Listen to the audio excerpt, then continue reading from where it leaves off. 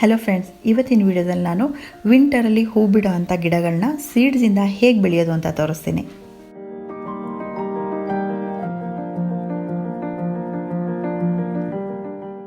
ಇವಾಗ ನಾನು ತೋರಿಸ್ತಾ ಇದ್ದೀನಲ್ಲ, ಈ ಪ್ಯಾಕೆಟ್ಗಳಲ್ಲಿ ಹೂ ಬಿಡೋ ಅಂಥ ಎಲ್ಲ ರೀತಿ ಹೂವಿನ ಬೀಜಗಳು ಇದೆ. ಹಾಗೆ ಎಲ್ಲ ರೀತಿ ತರಕಾರಿ ಬೀಜಗಳು ಕೂಡ ಇದೆ. ಇದನ್ನು ನನಗೆ ಕಳಿಸ್ಕೊಟ್ಟಿರೋರು ಕರುಣ್ ಅಂತ.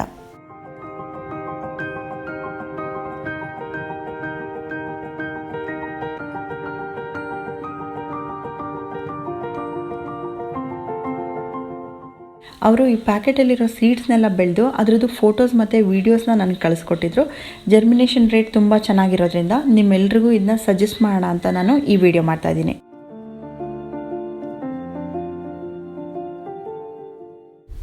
ನಿಮಗೆ ಯಾರಿಗಾದರೂ ಫ್ಲವರಿಂಗ್ ಸೀಡ್ಸ್ ಮತ್ತು ವೆಜಿಟೇಬಲ್ ಸೀಡ್ಸ್ ಬೇಕಾಗಿದ್ದರೆ ಅವ್ರ ಹೆಸರು ಮತ್ತು ಫೋನ್ ನಂಬರ್ನ ಡಿಸ್ಕ್ರಿಪ್ಷನ್ ಬಾಕ್ಸಲ್ಲಿ ಹಾಕಿರ್ತೀನಿ. ಹಾಗೆ ಸ್ಕ್ರೀನ್ ಮೇಲೆ ಕೂಡ ಹಾಕಿರ್ತೀನಿ. ನೀವು ಅವ್ರನ್ನ ಡೈರೆಕ್ಟಾಗಿ ಕಾಂಟ್ಯಾಕ್ಟ್ ಮಾಡ್ಬೋದು. ಹಾಗೆ ಈ ಪ್ಯಾಕೆಟಲ್ಲಿರೋ MRPಗಿಂತ 40 to 50% ಡಿಸ್ಕೌಂಟಲ್ಲಿ ಕೊಡ್ತಾರೆ.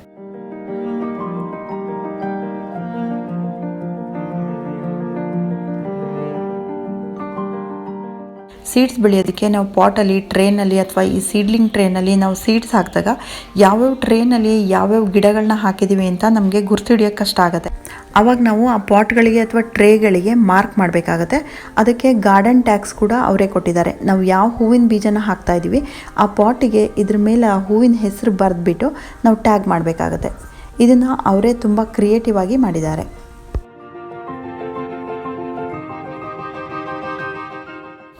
ಅವ್ರದ್ದು ಒಂದು ಗಾರ್ಡನಿಂಗ್ ಯೂಟ್ಯೂಬ್ ಚಾನಲ್ ಇದೆ, ಗಾರ್ಡನ್ ಬ್ರೋ ಕನ್ನಡ ಅಂತ. ಈ ಸೀಡ್ಸ್ನ ಗ್ರೋ ಮಾಡೋದಕ್ಕೆ ಪಾಟ್ ಮಿಕ್ಸಿಂಗ್ ಯಾವ ಥರ ತೊಗೊಂಡಿದ್ದೀನಿ ಅಂತ ತೋರಿಸ್ತೀನಿ ನಿಮಗೆ. ಇವಾಗ ಕೋಕೋಪೀಟ್ನ ಅರ್ಧದಷ್ಟು ತೊಗೊಂಡಿದ್ದೀನಿ.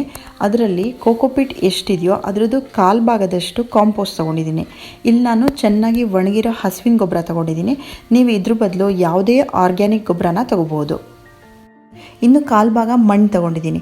ನೀವು ಇದೇ ರೀತಿ ತೊಗೋಬೇಕಾಗಿಲ್ಲ. ನೀವು ಯಾವ ಪಾಟಿಂಗ್ ಮಿಕ್ಸ್ ತೊಗೊಳ್ತೀರಾ ಅದಕ್ಕೆ ನೀವು ಕೋಕೋಪೀಟ್ನ ಸ್ವಲ್ಪ ಜಾಸ್ತಿ ಹಾಕ್ಕೊಂಡ್ರೆ ಬೇಗ ಮೊಳಕೆ ಹೊಡೆಯುತ್ತೆ. ಬರೀ ಕೋಕೋಪೀಟಲ್ಲೇ ಹಾಕಿಬಿಟ್ಟು ಸೀಡ್ಸ್ ಜರ್ಮಿನೇಟ್ ಮಾಡ್ಬೋದು. ಅಥವಾ ಕೋಕೋಪೀಟ್ ಮತ್ತು ಮಣ್ಣು ಎರಡನ್ನೂ ಹಾಫ್ ತೊಗೋಬೋದು.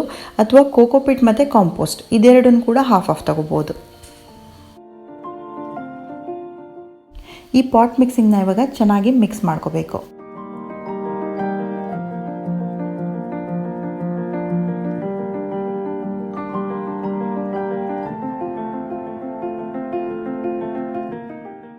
ಈ ಸೀಡ್ಸ್ ಹಾಕೋದಕ್ಕೆ ನೀವು ಪಾಟ್ ಬೇಕಾದರೂ ತೊಗೋಬೋದು. ಸೀಡ್ಲಿಂಗ್ ಟ್ರೇ ಬರುತ್ತಲ್ಲ ಅದು ಬೇಕಾದರೂ ತೊಗೋಬೋದು. ನಾನಿಲ್ಲಿ ಪಾಟ್ ಜೊತೆಗೆ ಬಿಸ್ಕೆಟ್ ಬಾಕ್ಸ್ ಮತ್ತು ಹಣ್ಣಿನ ಬಾಕ್ಸ್ ಎಲ್ಲ ಬರುತ್ತಲ್ಲ ಇದನ್ನು ಕೂಡ ಯೂಸ್ ಮಾಡ್ಕೊಂಡಿದ್ದೀನಿ. ಅದಕ್ಕೆ ಡ್ರೈನೇಜ್ ಹೋಲ್ ಕೂಡ ಮಾಡ್ಕೊಂಡಿದ್ದೀನಿ.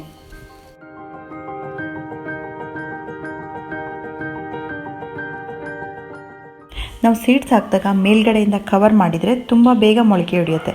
ಹಾಗಾಗಿ ನಾನು ಈ ರೀತಿ ಬಾಕ್ಸ್ಗಳನ್ನ ಯೂಸ್ ಮಾಡ್ಕೊಂಡಿದ್ದೀನಿ.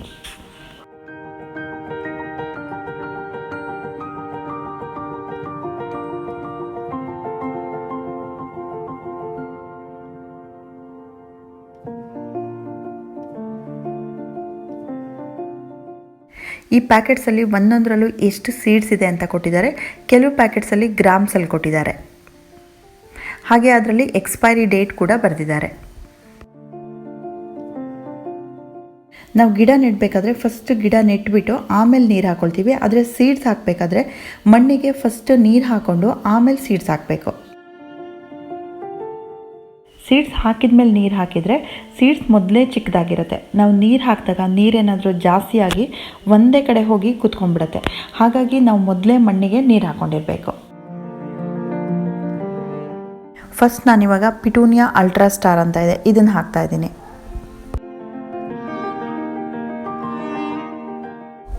ಒಂದು ಪ್ಯಾಕೆಟಲ್ಲಿರೋ ಸೀಡ್ಸ್ನ ಒಂದೇ ಸಲ ಖಾಲಿ ಮಾಡಬೇಕಾಗಿಲ್ಲ. ನಾವು ಎಷ್ಟು ಸಲ ಬೇಕಾದರೂ ಯೂಸ್ ಮಾಡ್ಕೋಬೋದು. ಇದರಲ್ಲಿ 2022 ಮೇ ತನಕ ಇದರಲ್ಲಿ ಎಕ್ಸ್ಪೈರಿ ಡೇಟ್ ಕೊಟ್ಟಿದ್ದಾರೆ. ಸೀಡ್ಸ್ ಹಾಕಿದ ಮೇಲೆ ಅದರ ಮೇಲೆ ಒಂದು ಲೇಯರ್ ಮಣ್ಣನ್ನು ಕವರ್ ಮಾಡಬೇಕು.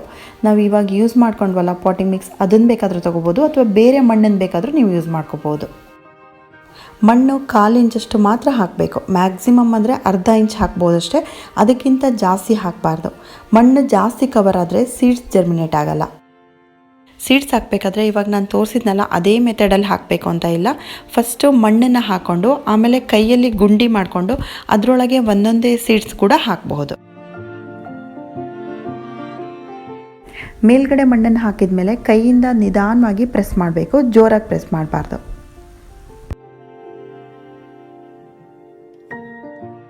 ಇವಾಗ ಹಾಕ್ತಾ ಇರೋದು ವರ್ಬೇನಾ ಅಂತ. ಈಗಾಗಲೇ ನನ್ನ ಹತ್ರ 3 ಕಲರ್ಸ್ ಇದೆ.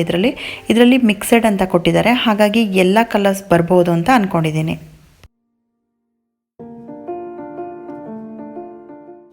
ಮೇಲ್ಗಡೆ ಮಣ್ಣನ್ನು ಹಾಕಾದ್ಮೇಲೆ ಪುನಃ ನೀರು ಹಾಕಬಾರ್ದು.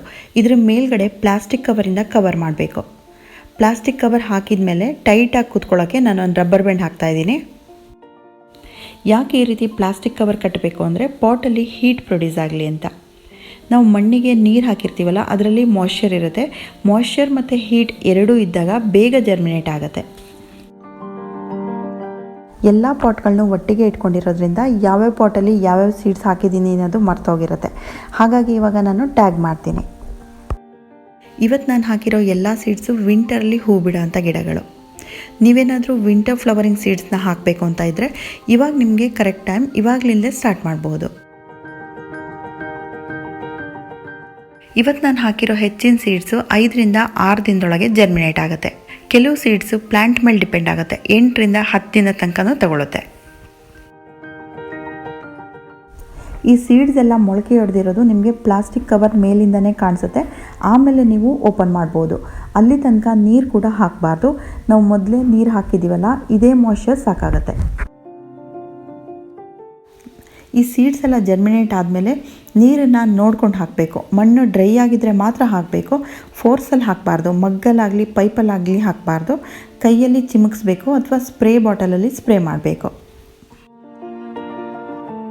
ಈ ಪಾಟ್ಗಳನ್ನ ಮತ್ತು ಬಾಕ್ಸ್ಗಳನ್ನು ಡೈರೆಕ್ಟ್ ಬಿಸಿಲಿಗೆ ಇಡಬಾರ್ದು, ತುಂಬ ನೆರಳಲ್ಲೂ ಇಡಬಾರ್ದು. ಆದರೆ ಸೂರ್ಯನ ಬೆಳಕು ಚೆನ್ನಾಗಿ ಬೀಳ್ತಾ ಇರಬೇಕು, ಅಂಥ ಜಾಗದಲ್ಲಿ ಇಡಬೇಕು. ಇವತ್ತು ನಾವು ಹಾಕಿರೋ ಬೀಜಗಳೆಲ್ಲ ಮೊಳಕೆ ಹೊಡೆದು ಗಿಡ ಬಂದು 3 ರಿಂದ 4 ಇಂಚಷ್ಟು ಹೈಟ್ ಬರಬೇಕು. ಆವಾಗ ನಾವು ಬೇರೆ ಪಾಟಿಗೆ ಶಿಫ್ಟ್ ಮಾಡಬೇಕು. ಆ ಗಿಡಗಳನ್ನೆಲ್ಲ ಟ್ರಾನ್ಸ್ಪ್ಲಾಂಟ್ ಮಾಡೋ ವಿಡಿಯೋ ಕೂಡ ಹಾಕ್ತೀನಿ. ಆ ಅಪ್ಡೇಟ್ ವಿಡಿಯೋನ ಮಿಸ್ ಮಾಡ್ದೇ ನೋಡಿ ಅಂತ ಹೇಳ್ತಾ ಈ ವಿಡಿಯೋ ಎಂಡ್ ಮಾಡ್ತಾ ಇದ್ದೀನಿ. Thank you for watching.